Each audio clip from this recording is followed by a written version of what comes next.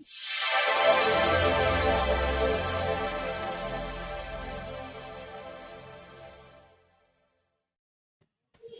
and welcome here in Let's Talk in Venture Capital TV.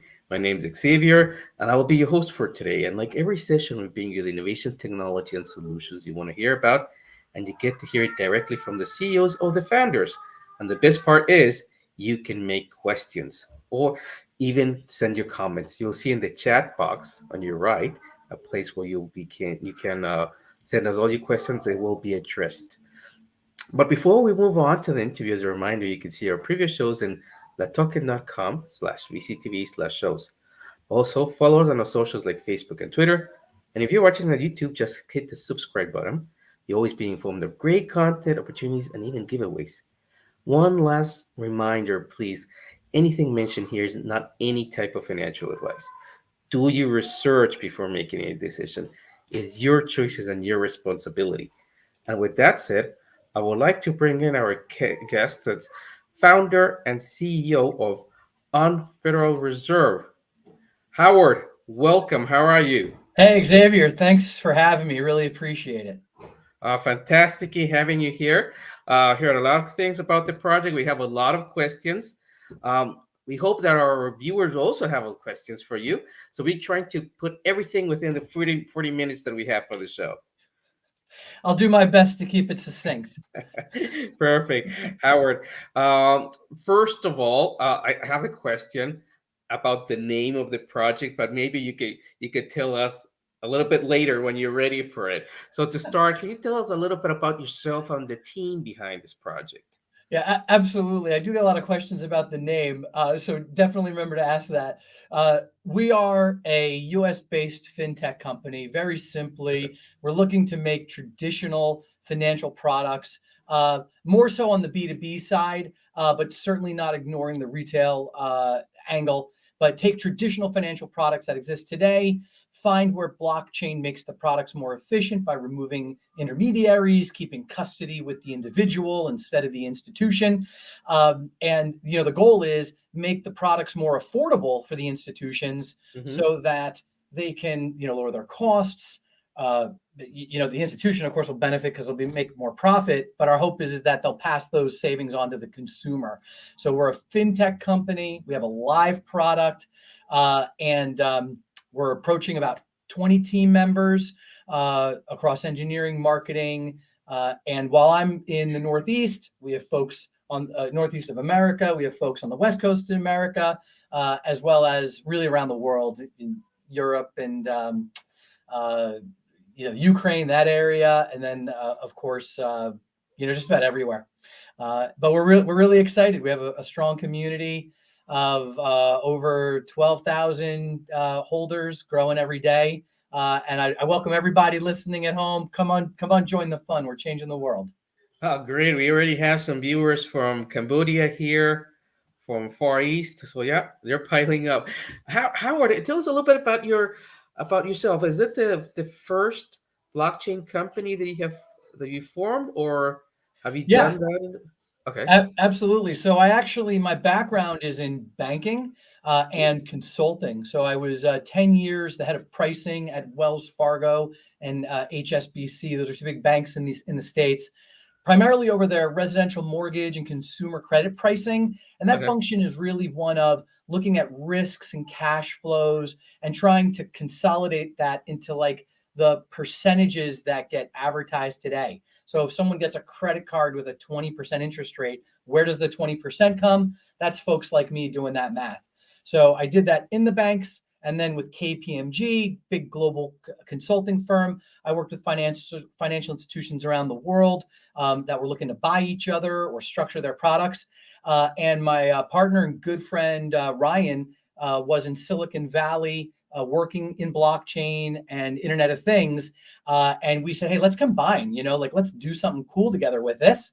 And so we started actually, our product was a fiat for crypto lending product, much like a BlockFi or a Nexo. And we found very quickly that you can't really economically do those without like playing games with customers' collateral and what have you. And we're like, no games, we're above board. So we got into DeFi, and we have a live product now. In fact, if anyone who's listening has DAI USDC or USDT, they can go to app.unfederalreserve.com, supply, totally self-custodial, so you're not giving up control of your tokens, and earn north of 10% APY. And it's through the nature of pool-to-peer lending that our borrowers are able to generate that for our suppliers. So invite everybody to come in and use that as well. Oh, that sounds fantastic. And the good thing, it's operational right now, right? Yeah, It's we've not. had over 700 million in flows through the platform in 10 months. At times up to 6,000 users. I think we're rocking at about 4,000 customers right now. We've had between 35 and 40,000 transactions without incident. And again, it's a compound fork. So if you're familiar with compound and its non-custodial nature, come on by. We got big buttons. Try to make the process as easy as possible for you. So app.unfederalreserve.com. Okay, and I would like at this point, if possible, to share my screen so that we can give an actual view to our viewers. Yeah, here it is. So Look at that. Beautiful. it's unFederalReserve.com. You'll find all the information needed to educate yourself. Please do visit the website. You have Absolutely. and then you have a fantastic education center full of videos about us, the team, forum. So please, to know more about this project, you can go to unFederalReserve.com. And Xavier, if you scroll down on that screen, you'll Yes. notice that our designers created this kind of immersive experience. So you're going under the water, right? You're going in, you're seeing the Right. TVL on the platform. We have our Medium and blog posts there. We have a whole video of what's coming up next. You can see our awesome partners like Circle and Fireblock, Securitize, Chainlink, Chainalysis. These are all entities that we have some sort of partnership or relationship with that help make our product safe, secure, and good for everyone. And there's LA. That's my favorite. That's my favorite right LA. there.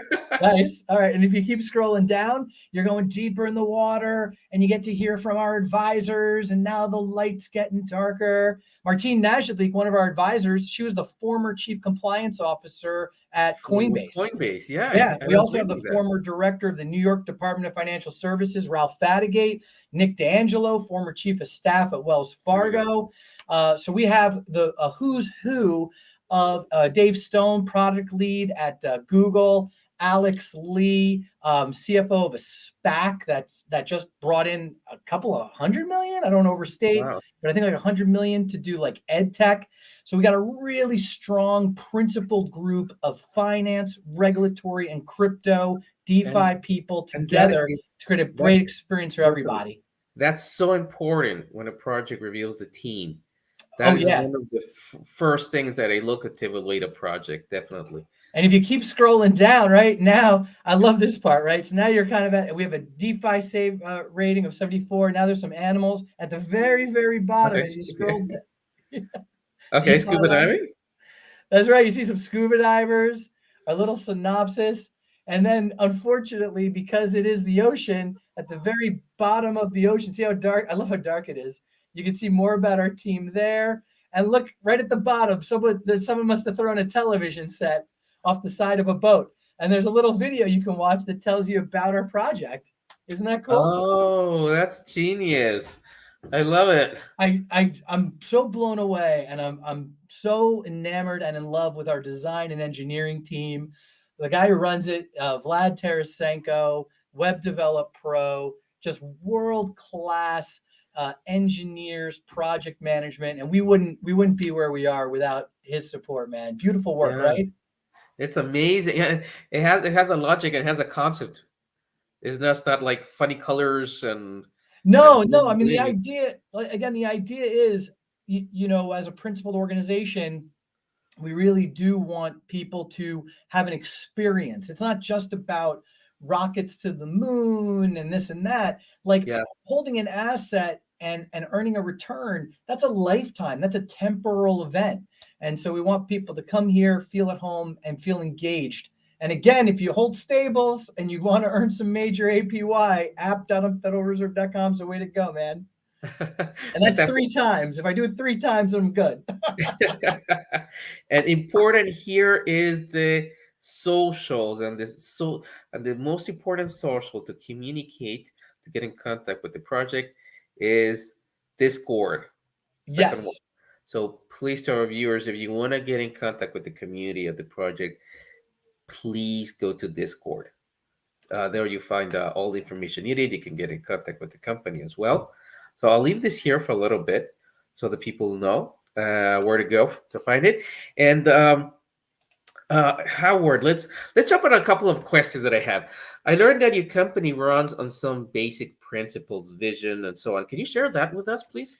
Sure. So, part of team building and community building, from my, you know, purview, right? I don't have a monopoly on the right way to run companies, but I've been around, led large teams and organizations, read the books, watched the films, and you really need a solid mission, vision, and value concept to coalesce around, to guide your decision making. Because depending on the interests and the goals of the organization, the values and principles need to align with those goals and your decisions as well. So what we did was we run by 5 core principles: safety, courtesy, inclusion, efficiency, and experience.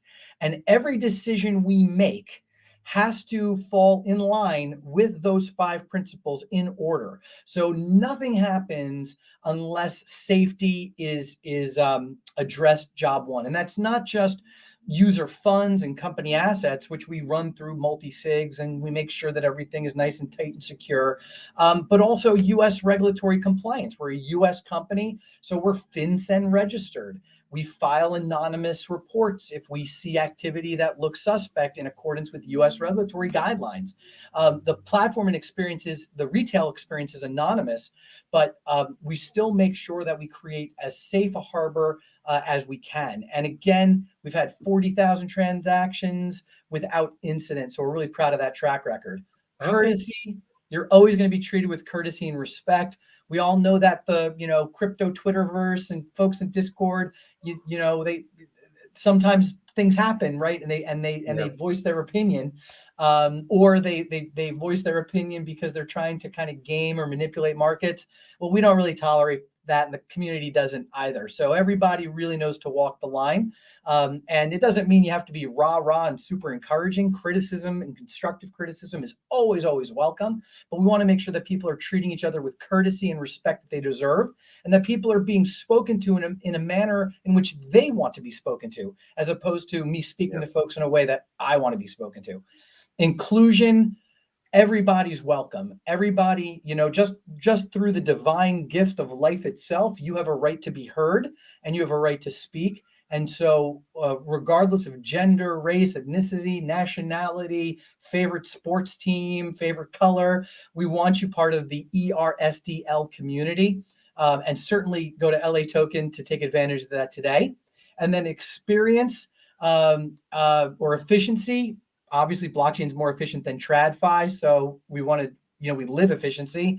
And then experience, we want you to enjoy the time you have here. We want you to feel good about being part of this project, not because it's necessarily, like a meme craziness, but because you're helping participate in the improvement of obsolete systems. The one thing I'll mention, I always do, is I carry around these 2 documents with me at all times. I don't know if you can read that on the screen here. Bitcoin and the Constitution of the United States of America. So okay. this is Satoshi's Bitcoin abstract, and I'll drop some alpha on this cast today. On Monday, I actually did a reading for our visually impaired folks that are part of the community that don't have a chance to read Satoshi's Bitcoin abstract. Well, there'll be a YouTube video being dropped where I read this so that folks that maybe while they're driving want to hear it, or if they can't read the written word because of being sight impaired, I want them to be included too, so they can hear it from me. And then the Constitution, of course, because there's a saying a couple hundred years ago. One of the founding fathers in the U.S. said that our democracy isn't the best form of government, but it's the best one out there. And so when it comes to checks and balances and fairness and trying to incorporate people's opinion into some structure. A lot of DAOs are like that.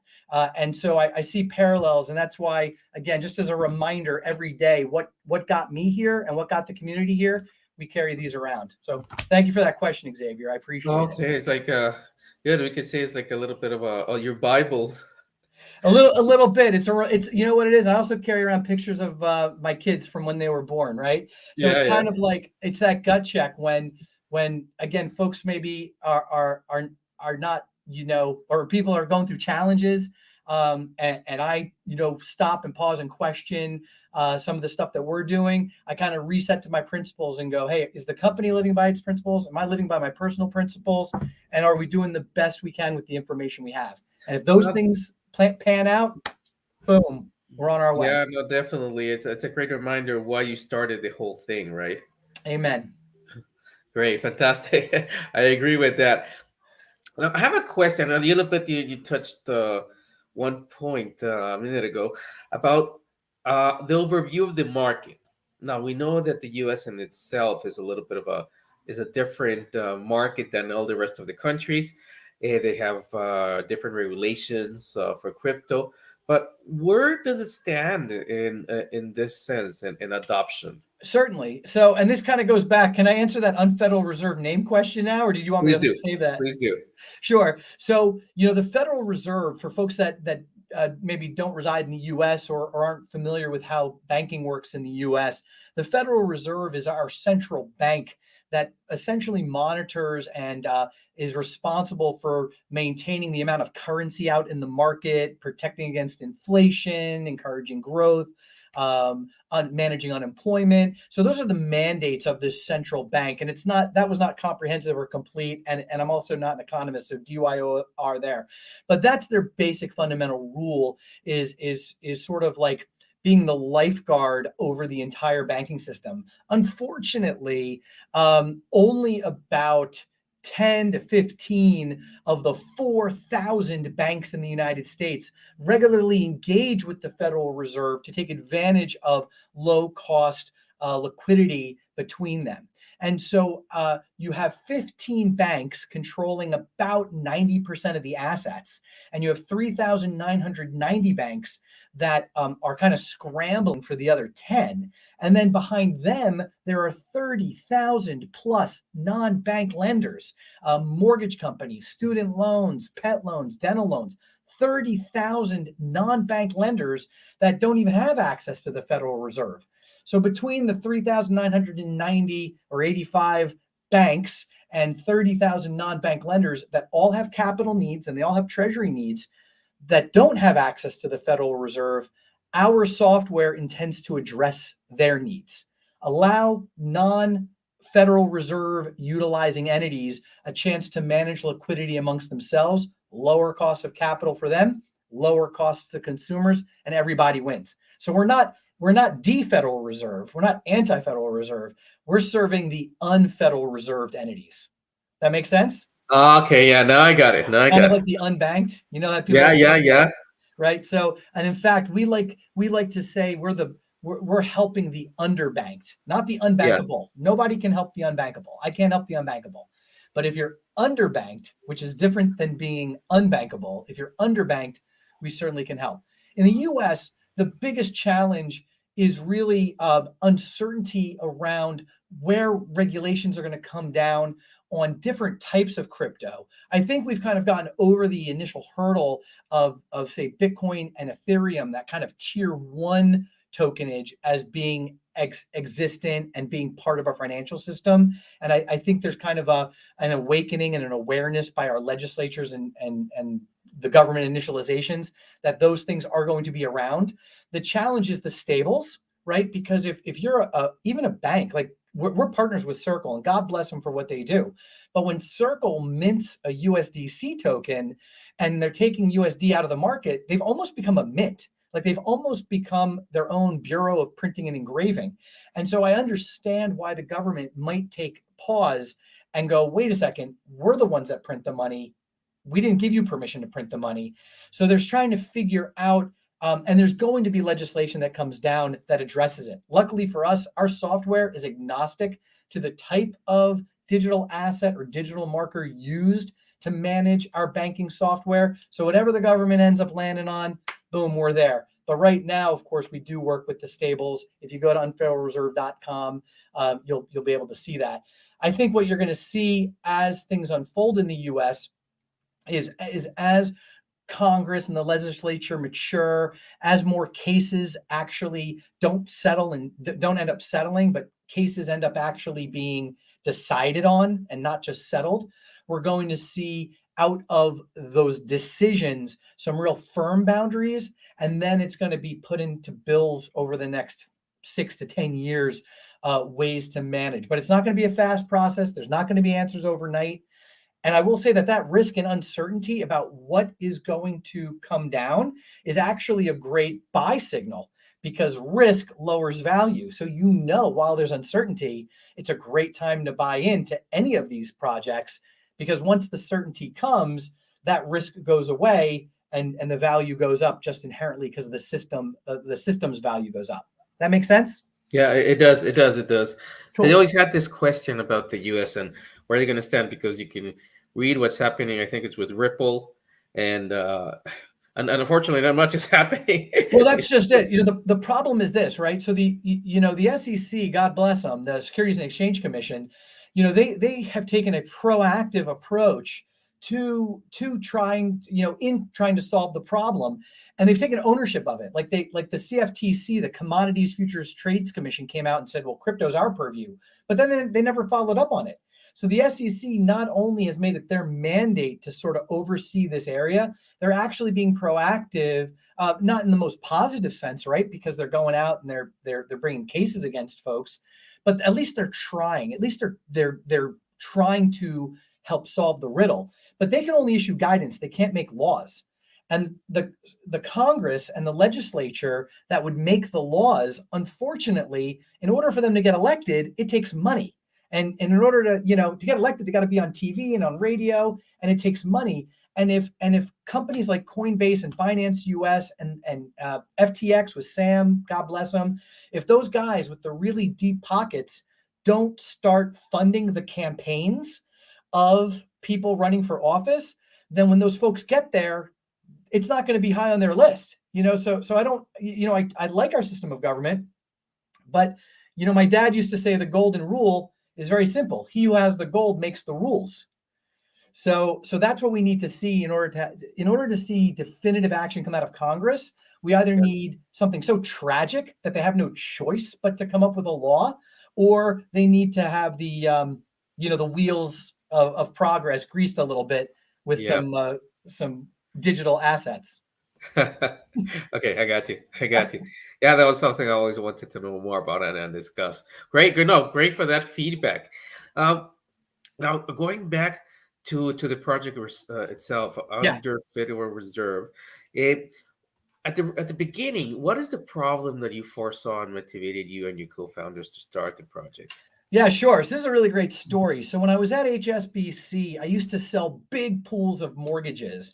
And I remember I had just done close to $1 billion trade with another bank. And I was super excited about it. We were selling almost $1 billion in mortgages. And my counterpart at Citibank called me up and said, hey, the wire's going to come in on Wednesday, right? Because even though we're an institution, it's still like people. You have to when you're going to send it, let me know. So, send me a test transaction to this wallet. But no, this is pre-wallet. So he tells me the wire's coming in on Wednesday. I get off the phone with him. I call my treasury group in Chicago that's managing the whole balance sheet for HSBC USA, probably like $100 billion at the time. And I say to them, hey, I have a wire coming in on Wednesday for around $1 billion, and I want to let you know. I was mandated to do that anyway. The treasurer says to me, she goes, well, make sure it comes in before 2:00, because if the wire comes in after 2:00, Enough time. It won't process. And actually, I think it was a Thursday. And she's like, if it doesn't process, if it's after 2:00 on Thursday, it's not going to actually be clear until Monday. Yeah. And she goes, if that happens, and I go, well, what happens if that happens? She goes, well, if the wire comes in after 2, I'm going to have to charge you for 4 days of interest, because that, even though it was internal, right? Like I wasn't calling Yeah. another bank, I was calling my own treasury. But she said, we're expecting that billion. And if you don't bring it in, I, the bank, have to go borrow it and pay spot market prices. And I'm going Oh. to charge you because the wire came in later than you said. And I said, well, don't worry. Don't worry. I'll call the guy up at Citi and I'll get it here even sooner. In fact, I'll have him send the wire in Wednesday. So you don't have to worry about it. And she goes, no, no, no, no, no. She goes, no, no, no. Don't have them send the wire too early. And I'm like, why not? Why not do that? She goes, well, if the wire comes in too early, that's $1 billion that we didn't have to borrow, that we didn't know. And I'm going to charge you the interest that we paid on the billion we borrowed as a penalty for not telling us the wire was coming in that soon. And what So were you supposed to do? yeah, so I had a window. I basically had from 12:01 a.m. to 1:59 p.m. Eastern time to have that wire land, or I'm getting hit with interest for showing up too early, or I'm getting hit with 4 days interest for showing up too late. And that type of inefficiency happens all the time. Mortgage companies, credit card companies, you name it. They have these huge cash influxes that take weeks to bleed out. And while they have this huge cash influx, they put it in a savings account earning nothing. And then when they bleed it out, the process and clearing takes so long that everybody's spending money. And the only ones that win are like the big central banks. And so with DeFi and our new institutional product that's coming out, we solve that by keeping cash non-custodial in the form of USDC and have entities in a qualified custodial framework as members of an IRA in a closed harbor of DeFi can actually transact with one another in a pool-to-peer format and not worry about the latency, don't worry about the interest charges, just get cash when you need it. And when you don't need it, earn interest. That easy. Okay, that's pretty cool. It resolves a lot of issues. I was also in the banking field for 17 years. Oh, yeah? International banking, I could tell you, Swift transfers, a Well, nightmare. Swift, that's a really great thing, right? People talk about Swift. Swift isn't a wire system, right? Swift is a notification system. And so, you need it, right? To do the wiring, you need the Swift. But right there, you have two systems that are wholly separate and apart from one another that have to do repeated check-ins and trust calls. And when you're on chain, when you are participating in a safe harbor DeFi, everybody's working with the same information real time. It's encrypted and it's secure, but it allows institutions to transact with one another. And e-residual holders, our token holders, earn by the licensing fee that the banks pay to use our software. And it comes out of their borrow rate. They're not charged a separate bill. Whatever our borrowers pay, whatever the borrowers pay, a small fraction of their interest is peeled off. That goes into a kitty. We take that money from that kitty. We buy our token out of the market, and we hold on to it as a way to measure that the bank has a right to use our software. And then when that license is over, it could be a couple of months, no more than a year, we go ahead and we burn those tokens. So in essence, being an e-residual holder, you are participating in the licensing of our software to all these institutions. And as those licenses are used up, our tokens are burned. And it's a depreciation, deflationary model for our ecosystem. Okay. Okay. Thank you for that. And now, a lot of our traders might not be aware of how the banking sector is. So what I want to do now, it's a little game of market pitch. Now imagine that you and me are buddies. We bump in the street. I don't know much about the U.S. market banking sector, and my knowledge in blockchain is quite limited. Now I'm asking you, hey, what's up? What are you dealing with? Can you explain to me in 2 minutes what is your project about? Sure. So we have the retail product, which obviously folks can take advantage of it at app.unfederalreserve.com. See, I announced 4 times, but we've been in business since 2018. Our team of former bankers, technologists, and compliance professionals have been exploring ways to make crypto lending and borrowing markets safer and traditional markets more efficient. we're excited to introduce a FinCEN registered experience with a qualified custodian, part and parcel with the project, where verified entities, US-based, non-bank lenders, banks, any US entity that has crypto on its balance sheet can deposit, earn, and borrow top digital assets safely, easily, and effectively for cash management, hedging, and speculative purposes. If you are an institution and you are listening to this, or you represent one, come reach out to us. Drop me an email, check out our tweets. There's demos and sign up forms for our institutional DeFi experience. If you like what you see, you become a member of our partner IRA, your KYC'd.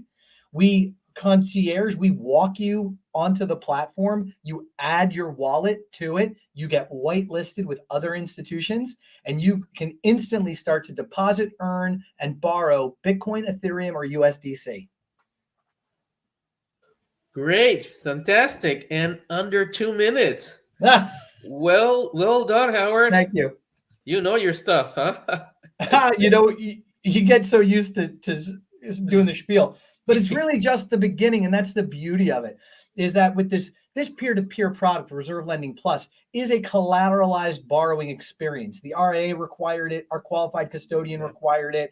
So it was one of those things where the first thing is very safe borrowing. You're only worried about fraud, and the only entities that can participate have been KYC'd and they're US based. So fraud's really de minimis at that point. But where we go from there in the next 12 months to 24 months is non-collateralized borrowing. Essentially, you have the same entities, US-based crypto companies. You then send in a credit underwriter to set limits on what they can borrow. You bring in a line of credit into the supply pool so that the borrowers always have access to capital. And, the borrowers borrow and they pay back their loan with interest. And gosh darn it, if they don't end up repaying and go into default, we know who they are, we know where they live, and the system can engage in the same recourse as happens in the financial markets today, but it's all happening in a much more efficient manner. You're talking, Xavier, you're in banking. If someone told you I could reduce your costs by 30%, you're gonna, right? Yeah. Super interesting. That's real, right? Like, especially in today's interest rate environment where banks are maybe making 1% to 2% spread on their money. If you come in and say, hey, I can give you a third back of that in value, they're going to jump at that. So we're really excited about the opportunity and all the products that can come from this real solid core of US regulatory compliance, our compound fork, our UI, and our engineering team. Great, fantastic. And I have actually a specific question about that, about things that are going to be upcoming, but it's not yet. First, I think our traders are more interested about the token. Can you please explain? And you already touched a little bit about it, but how does the token get involved in the whole project and ecosystem? Sure. What I'd recommend, to keep it brief, is that if you go to our Medium channel, again, accessible at the bottom of our webpage, you'll see licensing as a service, LASS. One of our business development guys, Sam Yarnimo, did a video about it at a conference last year. But yeah, go to the Medium channel, right? And then licensing as a service explains how our token is used. And in essence, we are licensing software. We're a software company. We earn money from licensing our software. We earn money today from our live retail platform. The money we earn from that, we take a portion of that licensing fee and buy our token out of the market. We hold it for a duration of time, representing the life of the license, and then we destroy the token in the current model. In future iterations, we may do other things with the token, especially if the licensing fees become so great that, we're talking tens and hundreds of millions of dollars worth of purchases. But for the time being, what the traders would be on the lookout for is, hey, has the company done any open market purchases of its token? Has it sent any to burn wallets? What's the schedule? What's the product growth? And as adoption of our product grows and as TVL grows, then certainly there's more and more of that clawback. And if you're the lucky person to be holding our token, after all these buybacks have occurred, you can imagine that a single token is going to be worth a significant amount simply because there won't be, the supply won't be out there for us to go grab. So we're gonna have to start grabbing fractional amounts. So that's the model for the time being. That provides utility, and holding the token lets you vote on things and matters. We're a quasi DAO, so we always like to hear from our token holders. And if you hold our token and you go to our retail site, there's a little present we give you up in the corner by your wallet address. I'm not going to tell you what it is. You got to go grab our token and go to our platform first to find out. Okay, great. And talking about that, as you mentioned, Howard, now you are live, and if our traders can see here, they're gonna see that right in exchanges, the token is featured here. And if I would like to share my screen again, Yeah, so that you had it shared, Xavier. You were already shared, bro. this one Oh. for our viewers, this is latokens.com's webpage. As you can see, the project on Federal Reserve is live in our exchange. So this is a great call for action to join the project. Simply go to latoken.com. You can type in the name and Federal Reserve, and it will come out. If you do not have a Latoken account, please just go to a webpage, press open account. You only need one piece of documentation, and then you're ready to join this fantastic project. You can see below if you need more information, it's on federalreserve.com. You have all the links you need to it, all the information necessary. Great tutorials, video tutorials ready as well. You can get in contact in the Discord channel with their community. Please educate yourself. Please, that's so important. That's And right. once you're ready and you do want to participate, please go to latoken.com and you'll be able to start trading. And I guarantee everybody who's listening and takes advantage of what you're describing, a unique experience in the crypto sphere. We run on transparency, transparent communication. We believe in the community. We all are in this together, and we're, like I said, we're changing the world together. But it all starts with becoming a member of our community by holding some ERSDL, and then coming in and coming into the pool with everybody else and splash around.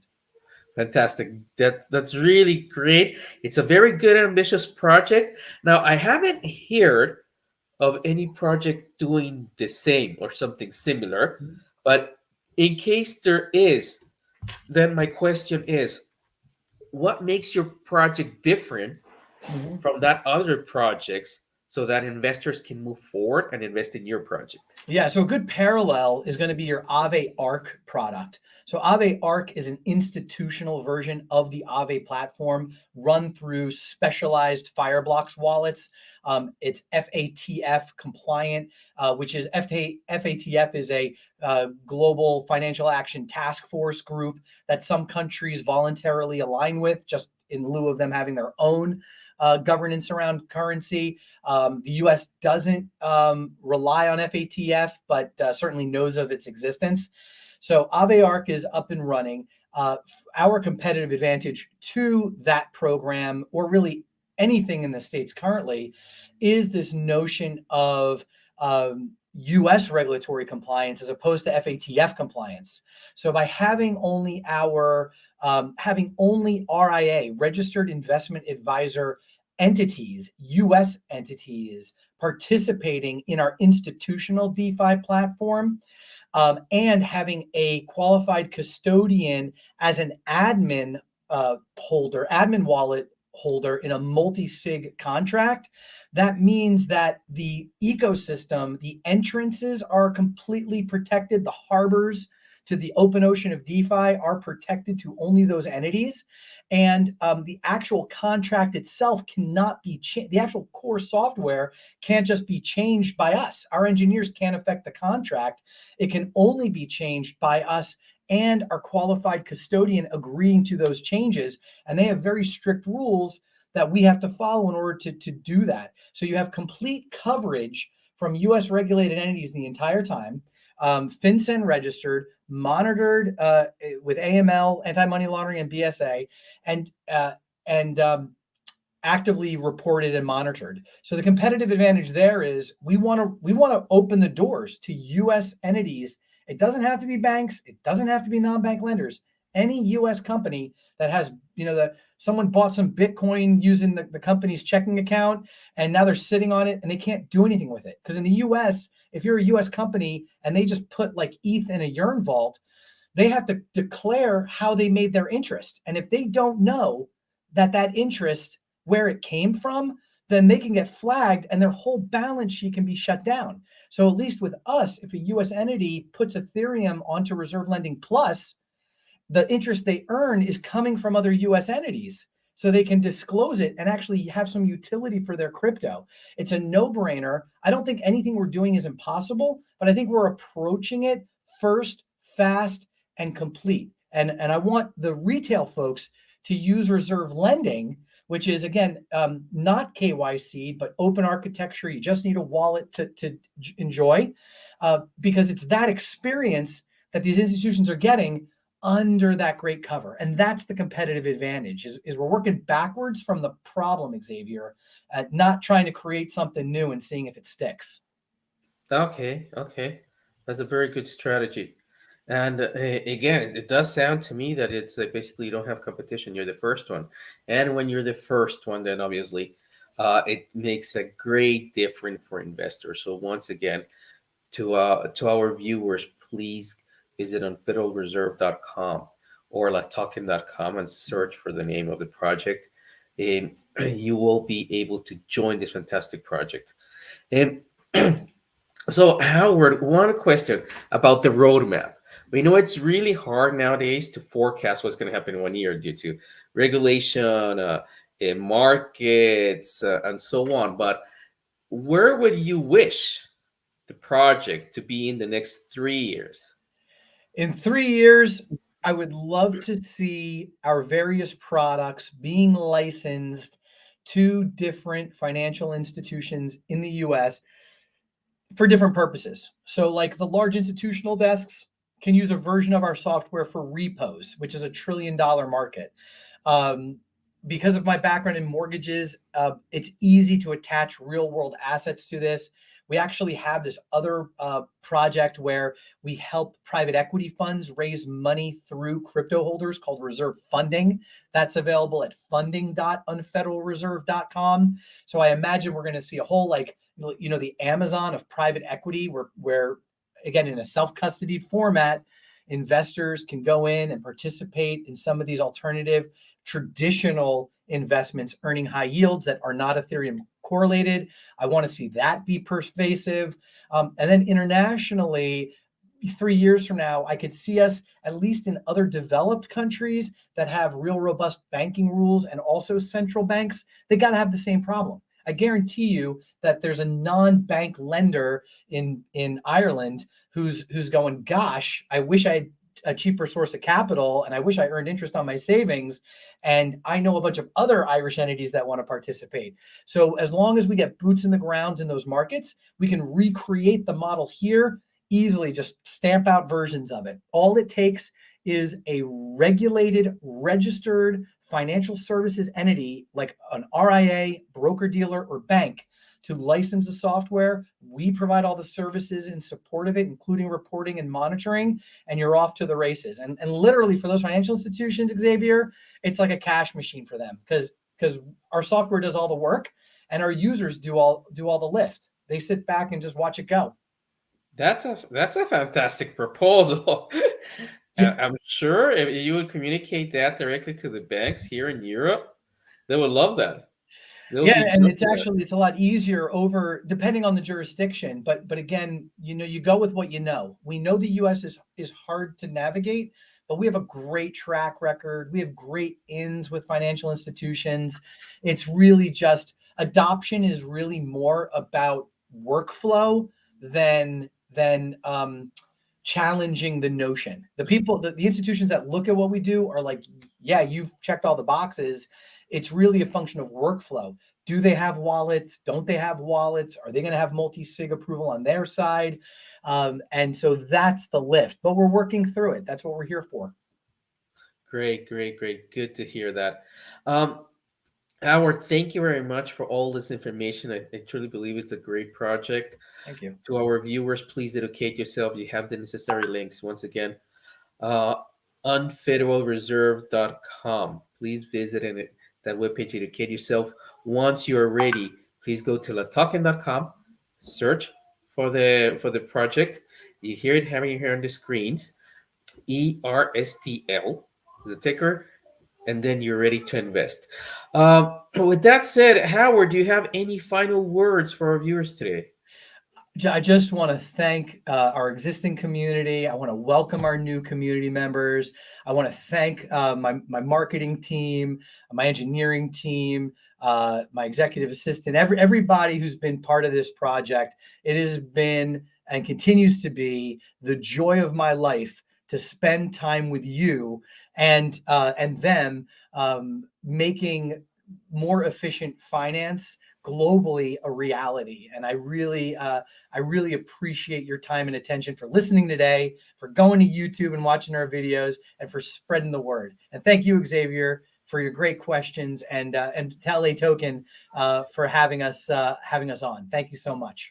Thank you for joining us. It's been a great pleasure. I hope we can. You will join us again for another show, and then we will be in touch. Yeah, no problem. And I got two little ones at home, so I know that could just easily be my You know what's background. happening. You know what's happening. I love it, man. Just you got to give them a big old hug and kiss and say, I love you and I love you and I love you. That's all you need. All right. That's it.